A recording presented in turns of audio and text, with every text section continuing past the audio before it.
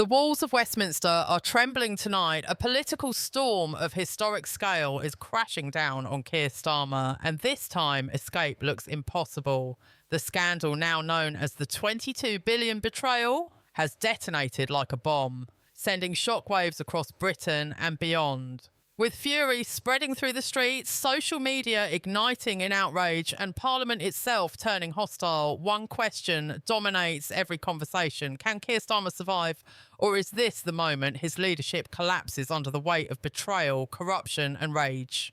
The betrayal is staggering. £22 billion, money that belonged to the British people, vanished in a labyrinth of fraudulent contracts, phantom companies and shady backroom deals. This is not some minor error or bureaucratic blunder. It is a scandal so vast, so corrosive, that it has left the nation stunned. Citizens who have struggled for years under rising costs, collapsing services and endless austerity are now learning the truth.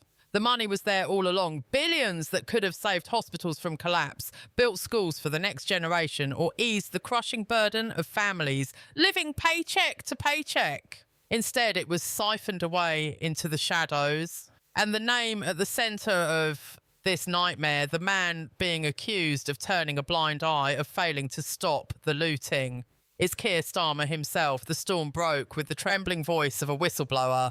Live on television! Armed with documents too damning to deny. Within minutes, the country was on fire. Hashtags calling for Starmer's resignation trended at lightning speed. Petitions surged past tens of thousands of signatures, and the airwaves filled with one word: betrayal. To ordinary people, this was not just corruption, it was a knife to the heart. A betrayal that cut deeper than politics. Parents who couldn't afford childcare, patients waiting for months in underfunded hospitals, young people drowning in debt, all of them were suddenly united in fury. For years they were told Britain was broke, that there was no money for their needs, and now they see the truth. £22 billion had been stolen in plain sight. Inside Parliament, chaos erupted. Opposition parties pounced with ruthless precision, declaring Labour rotten to the core and branding Starmer unfit to govern. Conservatives painted the scandal as proof that Labour cannot be trusted with power. Reform UK and other challengers declared it the ultimate betrayal of the British people. And even more chilling, the dissent did not come only from his enemies. Within Labour's own ranks, cracks began to form. Whispers of doubt grew louder. MPs once loyal to Starmer now spoke the language of accountability and reform. Words that in Westminster are daggers, signals that loyalty is slipping and rebellion is brewing. For a leader who built his reputation on unity and discipline, this was a fatal shift.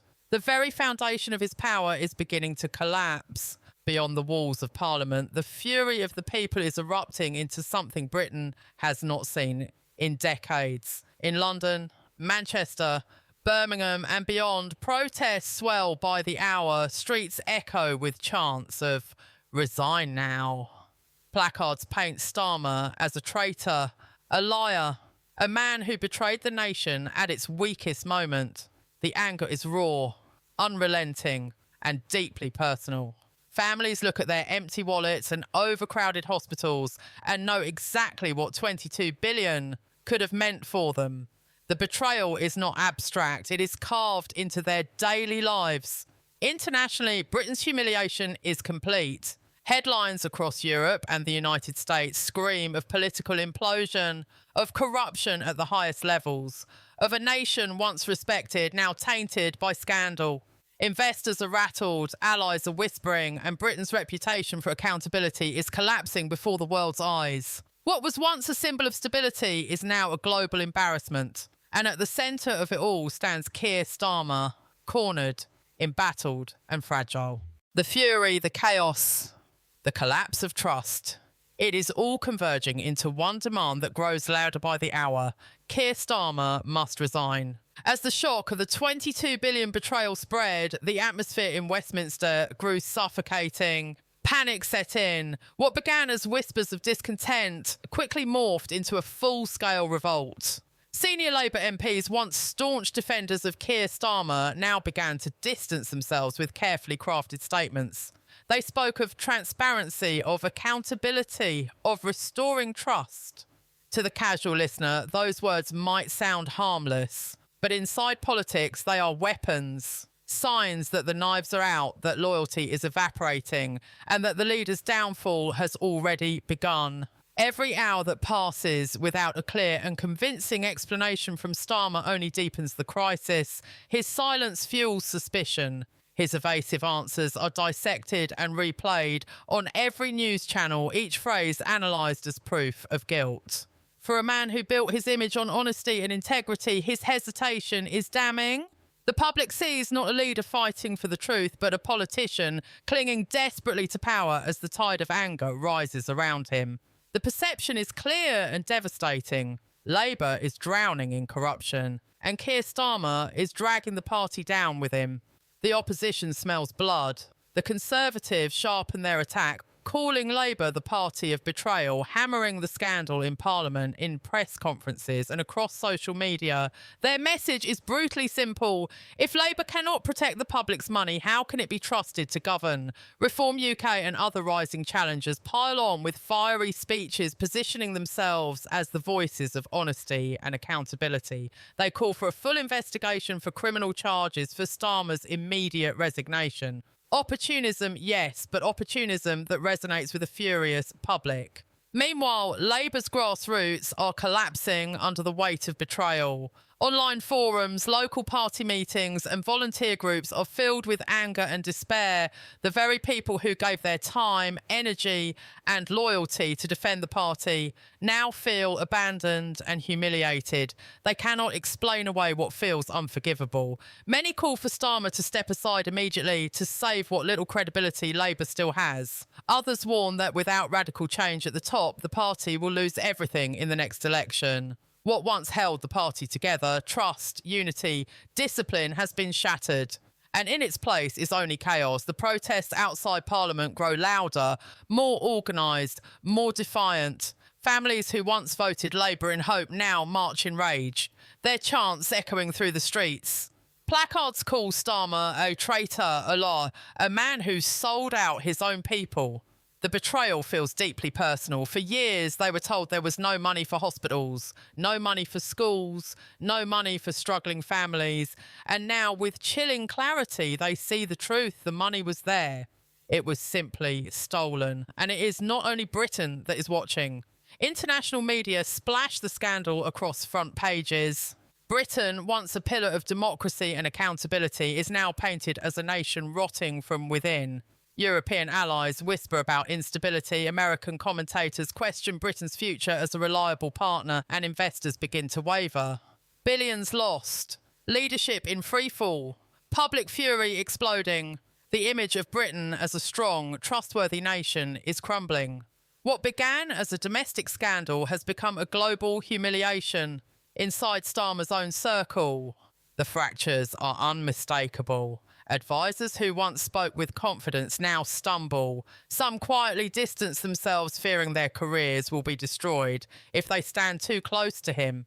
Whispers of a leadership challenge ripple through the party. Rumours swirl of names like Angela Rayner, Wes Streeting and other ambitious figures already manoeuvring behind the scenes, ready to step forward if Starmer falls. Whether true or not, the fact that such rumours thrive is proof enough of his weakness. His grip on power is slipping by the hour. The demand for a public inquiry grows louder, and Starmer knows that if one is launched, it could expose everything: the contracts, the shell companies, the warnings ignored, the silence that followed, all of it laid bare.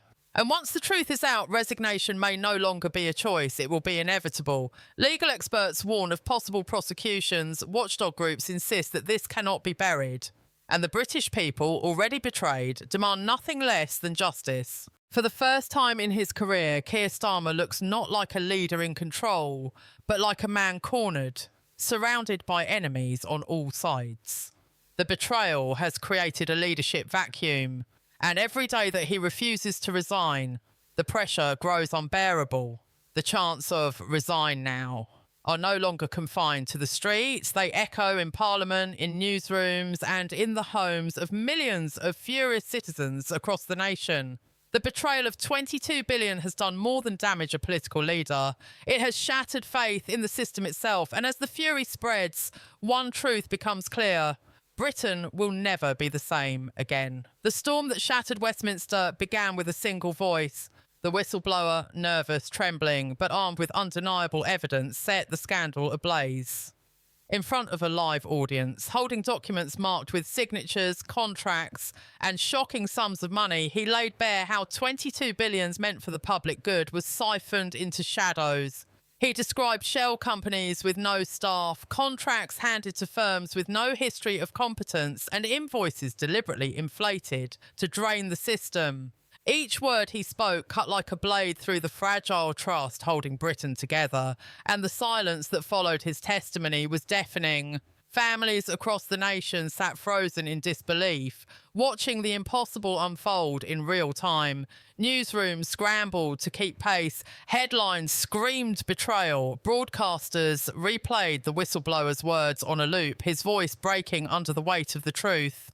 Analysts filled the airwaves, calling it the most devastating political scandal in modern British history. On social media, the fury spread like wildfire.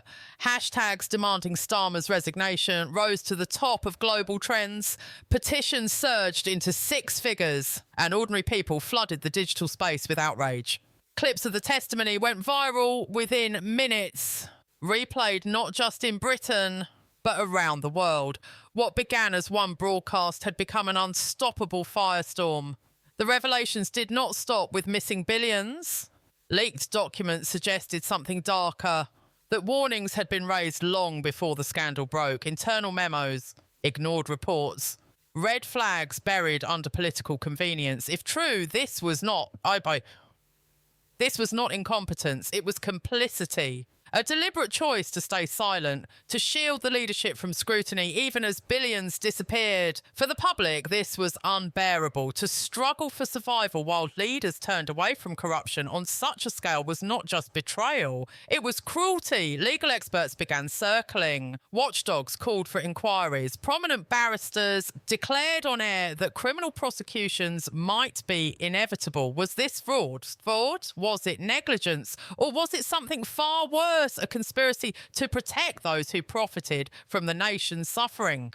Investigators revealed early traces of funds vanishing into offshore accounts, companies registered to empty offices, payments funneled through layers of secrecy designed to hide the trail. Each revelation added fuel to the fire, painting a picture not of accident but of organised theft. And at the top of the pyramid stood the name everyone was now shouting: Keir Starmer.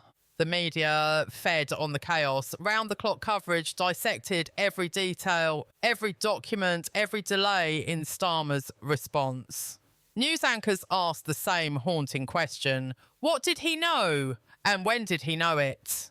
The longer he hesitated, the more damning it became. His statements, carefully worded, cautious, almost rehearsed, rang hollow.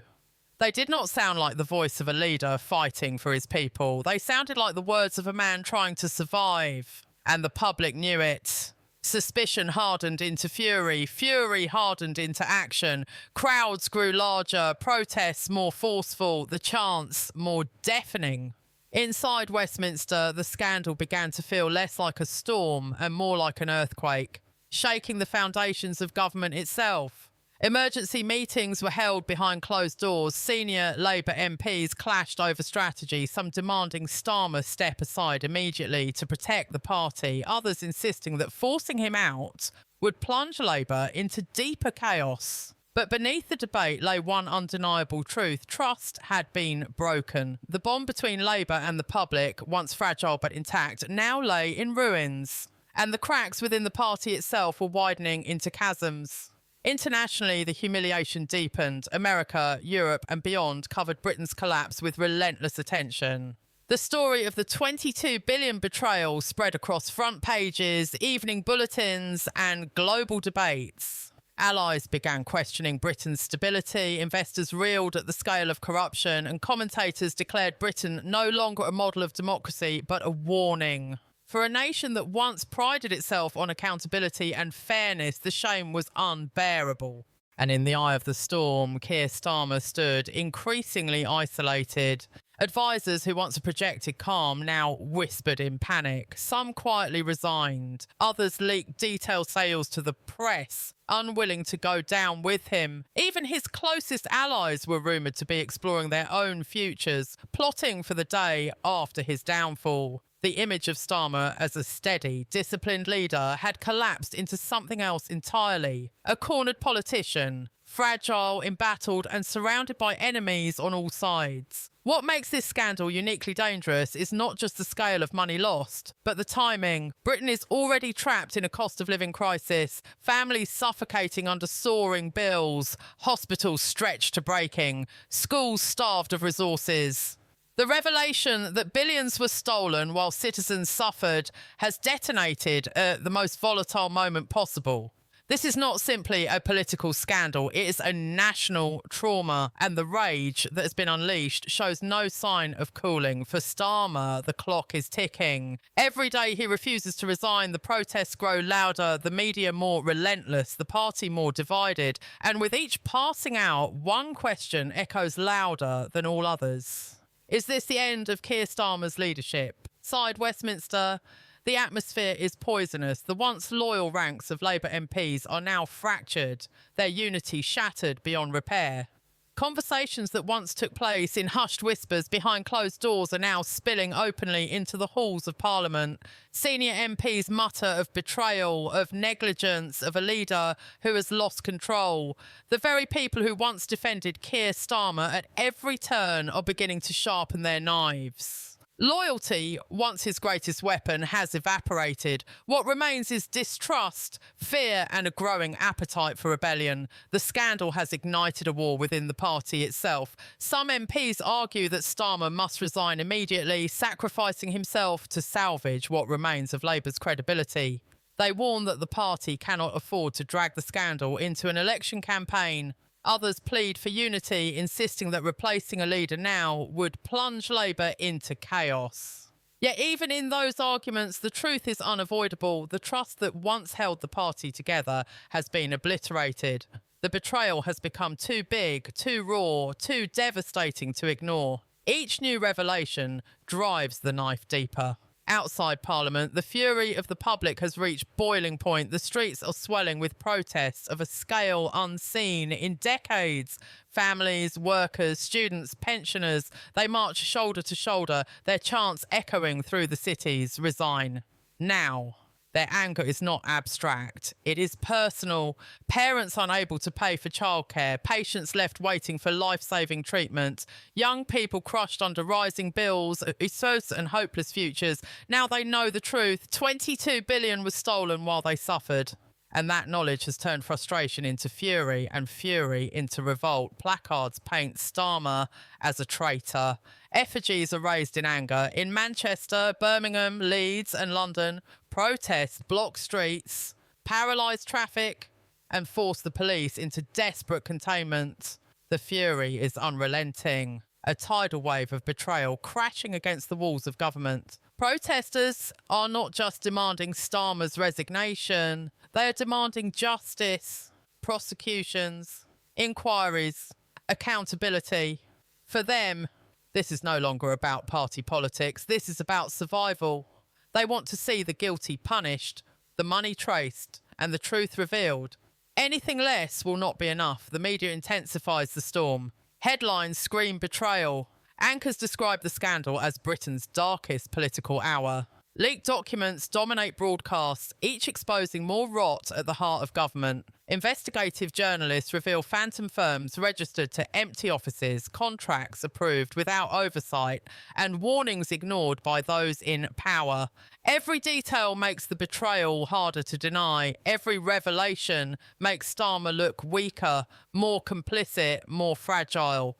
The question on every headline is the same. What did he know, and why did he stay silent? Internationally, Britain's humiliation deepens further.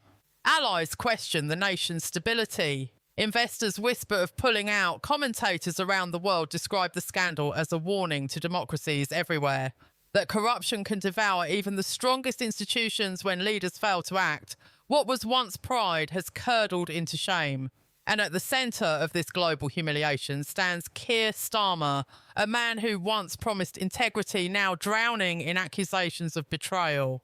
Meanwhile, within Labour's grassroots, collapse is accelerating. Local party meetings are filled with fury. Volunteers, the lifeblood of the party, feel abandoned and betrayed. Many refuse to campaign, refusing to defend what they see as indefensible. Online forums seethe with anger. Members demand that Starmer step down, declaring that without drastic change, Labour will never recover. For them, the betrayal is not just financial, it is moral. A party built on the promise of protecting ordinary people has instead presided over their betrayal. And no speech, no press release, no carefully crafted promise can undo that. Even Starmer's inner circle shows signs of collapse. Advisors urge him to project calm, to hold firm, to ride out the storm. But their reassurances ring hollow. Some are already distancing themselves, unwilling to go down with him. Others quietly leak details to the press, preserving their own futures for the day after his downfall. The image of Starmer as a man of discipline and controls is crumbling. He appears not as a leader, but as a cornered politician, fragile, isolated, and exposed. The opposition presses its advantage with ruthless precision. Conservative MPs thunder in Parliament that Labour cannot be trusted, branding the scandal the greatest betrayal of the British people in modern history. Reform UK, smelling opportunity, positions itself as the true voice of accountability, hammering Labour as corrupt, broken and unfit to govern. Their fiery speeches echo through the chambers, demanding inquiries, demanding prosecutions, demanding resignation. Each attack resonates with a public already furious, already betrayed. The truth is unavoidable. This is no longer just about Keir Starmer's leadership. This is about the survival of Labour itself. Every day he clings to power, the party sinks deeper into chaos. Every statement he makes is drowned out by the roar of betrayal. And every hour that passes brings Britain closer to a breaking point. The 22 billion betrayal has ripped open wounds that may never heal. And as Parliament collapses into revolt, as the public fills the streets in rage, and as the world looks on in disbelief, one truth grows impossible to ignore. Keir Starmer's days as leader are numbered. The storm around Keir Starmer has now become a full-scale political earthquake. What began as a shocking revelation has grown into something far larger, far darker, and far more dangerous. It is no longer just a scandal. It is a reckoning. Britain is staring at its leaders, at its institutions, at its very system of government, and seeing betrayal written in bold letters. And at the centre of it all stands one man, Starmer, battered, cornered, and facing calls for resignation so deafening they cannot be ignored. The fury has reached its peak. Outside Parliament, protests surge with relentless energy. The chants of "resign now" crash against the walls like thunder. Placards scream betrayal. Families, workers and students march shoulder to shoulder, united not by party, but by rage. They do not see this as politics. They see it as survival. For them, the betrayal is not just about billions stolen. It is about years of suffering, years of sacrifice, years of being told there was no money. And now the truth has cut through the lies. The money was there. It was simply taken. That revelation has transformed frustration into fury and fury into revolt. Inside Westminster, the pressure has become unbearable. Labour MPs openly clash, shouting across closed-door meetings, their unity shattered. Some demand Starmer's immediate resignation, convinced the party cannot recover with him at the helm. Others, desperate for stability, beg him to hold on, fearing Labour will collapse into chaos without him. But beneath their arguments lies the same brutal truth. The trust that once held the party together has disintegrated. Starmer's leadership is no longer a shield, it is a burden, dragging them down. Whispers of betrayal have become open accusations. Plans for succession are already being drafted. The knives are out and they are aimed at him. The media pours fuel on the fire. Headlines repeat one word over and over: betrayal. Investigators describe shell companies registered to empty offices, contracts signed without scrutiny, invoices bloated to astronomical levels. Some funds have already been traced to offshore havens, others swallowed into black holes of secrecy. Experts warn that the missing billions may never be recovered, and each revelation makes the scandal not smaller, but bigger, not weaker, but stronger. Every hour brings a new headline, a new leak, a new piece of evidence that paints Starmer not as a victim of circumstance, but as the man who let it happen.